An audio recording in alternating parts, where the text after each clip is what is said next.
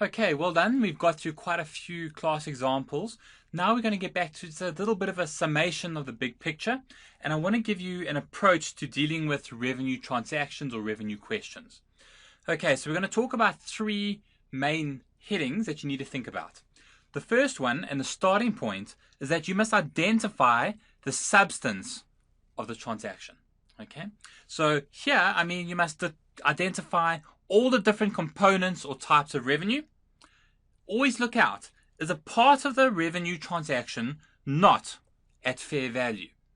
If this is the case, then this would indicate different components of revenue.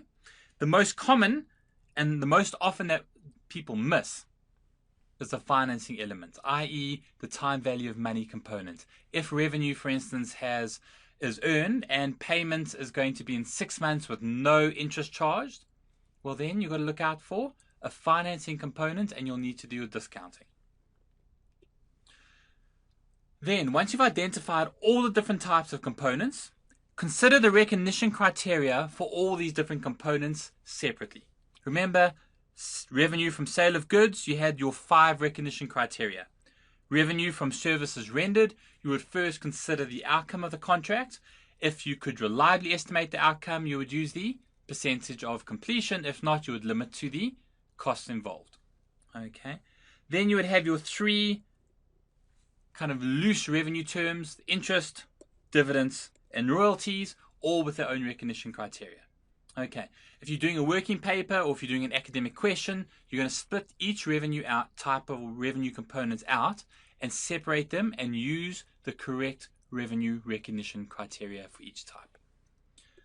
Okay. And then the last thing to consider and discuss is revenue measurement. Here the principle is fair value of consideration received or receivable.